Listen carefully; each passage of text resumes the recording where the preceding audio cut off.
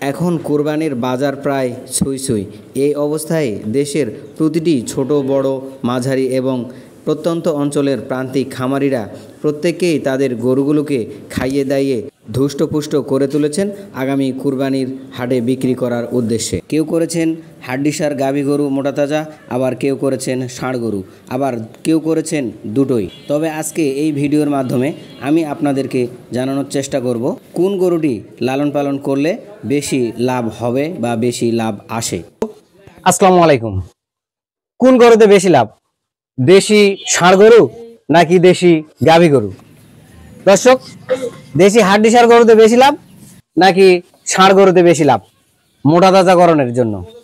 তো দর্শক, এই বিষয়টি আজকে এই ভিডিওর মাধ্যমে আমি আপনাদেরকে দেখাবো এবং কোন গরুতে খরচ কেমন, কোন গরুতে লাভ বেশি, সেই বিষয়টি এই ভিডিওর মাধ্যমে আপনাদেরকে দেখানোর চেষ্টা করব। দর্শক, ভিডিওটি স্কিপ না করে পুরো ভিডিওর জুড়ে আমার সঙ্গেই থাকবেন। তো দর্শক, চলুন আমরা এই খামারের সঙ্গে কথা বলি।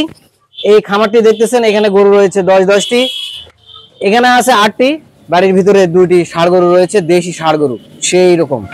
তো এগুলো আমি আপনাদেরকে দেখাবো এবং উনি দুইভাবে গরু লালন পালন করেন। একটি হচ্ছে দেশি ষাঁড় গরু মোটা তাজাকরণ, তার সঙ্গে দেশি গাভী গরু মোটা তাজাকরণ, যেটি হাড্ডিসার গরু। তো দর্শক, আজকে আমি এই সাইডে যে গরুগুলো দেখতে পাচ্ছেন, এগুলো হচ্ছে দেশি হাড্ডিসার গরু, এগুলো মোটা তাজাকরণ করে বিক্রি করে এবং তার সঙ্গে দেশি ষাঁড় গরু, এগুলো মোটা তাজাকরণ করে বিক্রি করে। তো আজকে আমি আপনাদেরকে দেশি ষাঁড় গরুতে বেশি লাভ নাকি গাভী গরুতে বেশি লাভ এই বিষয়টি দেখাবো। তো আপনারা আমার সঙ্গে থাকবেন। তো চলুন আমরা খামারের সঙ্গে কথা বলি এবং জেনে নেই কোন গরুতে বেশি লাভ। আসসালামু আলাইকুম ভাই। ওয়ালাইকুম আসসালাম। ভাই, আপনার নামটা যেন কি? মোহাম্মদ জিয়ারুল ইসলাম। জিয়ারুল ইসলাম। আচ্ছা, এই গ্রামটার নাম কি? রামশাপুর। রামশাপুর কোন ইউনিয়নে পড়েছে? মুকুন্দপুর ইউনিয়ন। মুকুন্দপুর থানা, বিরামপুর জেলা দিনাজপুর। আচ্ছা, তো এই যে আমি শুনলাম আপনি গরু লালন পালন করেন, ষাঁড় গরু মোটা তাজা করেন, আবার হচ্ছে দেশি গাভী গরু মোটা তাজা করেন। তো দেশি গাভী গরু ষাঁড় গরুর মধ্যে পার্থক্য আমার দর্শকদেরকে আপনি জানাবেন যে দেশি গাভী গরু লালন পালন করলে খরচ কেমন হয় এবং দেশি ষাঁড় গরু লালন পালন করলে খরচ কেমন হয় এবং লাভ কেমন হয়। তো প্রথমেই আমি যে বিষয়টি জানতে চাইবো সেটি হচ্ছে আপনার এই গাভী গরুগুলো। তো এই গাভী গরুগুলো, এখানে 2টি গরু দেখতেছি একেবারে একই কালারের, একই রঙের। তো ওইদিকে আছে 2টা। তো আপনি একটু, আচ্ছা, এই গাভী গরুগুলা আপনার বাড়ির না কিনা? কতদিন হলো কিনা? কিনেছি 20-22 দিন হলো। 20-22 দিন হচ্ছে। কত দিয়ে কিনছেন? আমি কিনেছি 1,22,000। 1,22,000। তাহলে 1,22,000 হলে আপনার কত করে পড়তেছে এক একটা? এটা কিনেছি 63,000। হ্যাঁ। আর ওটা কিনেছি 57,000। 57,000 গাড়ি ভাড়া, এটা 1,22,000। 1,22,000 পড়ছে। তো এখন এই গরুগুলো কি সামনে কুরবানিতে বিক্রি করবেন? সামনে কুরবানিতে বিক্রি করব, মোটা তাজা করে। মোটা তাজা করে। আচ্ছা, গরুগুলো কত টাকা বিক্রি হতে পারে বলে আপনার আইডিয়া, আপনার ধারণা? কি হবে, যেটা 57 দিয়ে কিনেছি ওটা 70 বিক্রি হবে। 70। আচ্ছা। আর যেটা 63 দিয়ে কিনেছি এটা 75 থেকে 80,000 বিক্রি হবে। এসে আপনার খরচ হবে কত? খরচ 2টা গরু, আমার তো ঘাস বাড়ির, আমি বাড়ির ঘাস আমাদের আছে, খেড়ো বাড়ির, খালি খুদের ভাত খোল, আমি কিন্তু ফিট খাওয়াই না গরুকে, ভুসি কিনা। সর্বোচ্চ 2টা গরুর সর্বোচ্চ 3,000 খরচ হলে আমার হবে। 3,000 হলে হয়ে যাবে দুটাই? মাত্র 2 মাসে? 2 মাসে 3,000 হলে হবে। এই কেমনে সম্ভব? কেমনে সম্ভব মানে ঘাস তো আমার আবাদের। হ্যাঁ, ঘাস তো আপনার আবাদের, কিন্তু দানাদার খাদ্য যেটা দিবেন? দানাদার খাদ্য আমি খুব কম খিলাই। আমি খিলাই আমার বাড়ির ভুট্টা ভাঙ্গে, হ্যাঁ, ভুট্টা ব্রান করে, ভুট্টা ব্রান, হ্যাঁ, আর তার সঙ্গে ভুসি, হ্যাঁ, গুঁড়া তো আমার বাড়িরই আছে, আর খুদের ভাত। আচ্ছা, এই যে ব্রান তৈরি করেন, এই ব্রানটা কি দিয়ে তৈরি করেন, কি কি দেন? ব্রানটা তৈরি করি, কি অনেকে দেয় খেসারি কালাই, আমি তো খেসারি কালাই দিই না। ধান, ভুট্টা আর গম। গম, এই তিনটা, গম তিনটা এক জায়গায় করে মেশিনে ডলে ব্রান। হ্যাঁ, এই ব্রানে আপনার পার কেজিতে কত টাকা খরচ পড়ে? ব্রানে ভুট্টা তো এখন বর্তমানে ভুট্টার দাম বেশি, 1400 টাকা মন শুকনা ভুট্টা কিনতে, আর গম হলো 1800 টাকা মন, আর ধান তো বাড়ির ধান। বাড়ির ধান হলে একটা দাম আছে না? 1200 টাকা মন খাওয়াচ্ছেন? 1200 টাকা মন। 1200 টাকা মন। আর কত বললেন? 1800 টাকা মন। তাহলে 40 কেজি গমের দাম 1800 টাকা। তাহলে কত করে কেজি পড়তেছে? প্রায় 45 টাকার মতো। 45 টাকা কেজি পড়তেছে। 45 টাকা গমের কেজি। আর এখানে আপনার ধান 1200 টাকা হলে 30 টাকা কেজি। আর ভুট্টা 1435 টাকা কেজি। 35 টাকা কেজি। তাহলে 35 আর হচ্ছে 45 80।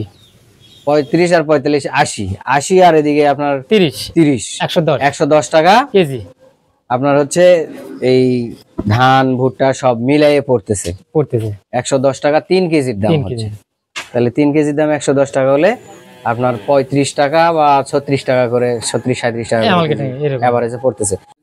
বাড়ির নিজস্ব পদ্ধতি দিয়ে খাদ্য বানিয়ে গরু পালন, আর এভাবে নিজস্ব পদ্ধতি দিয়ে খাদ্য বানিয়ে গরু লালন পালন করে লাভবান হচ্ছেন দেশের প্রত্যন্ত অঞ্চলের প্রান্তিক খামারিরা। সেটা ষাঁড় গরুই হোক আর হাড্ডিসার গাভী গরুই হোক। বাজারের দানাদার খাদ্যের উপরে নির্ভর না করে নিজেই তৈরি করতেছেন বিভিন্ন পদ্ধতিতে সুষম গরুর খাবার। এই নিজস্ব পদ্ধতি দিয়ে খাদ্য বানিয়ে একদিকে যেমন অর্থ সাশ্রয় হচ্ছে, তেমনি অপরদিকে গরুও মোটাতাজা হয় দ্রুত এবং লাভবান হচ্ছেন আশানুরূপ ভাবে।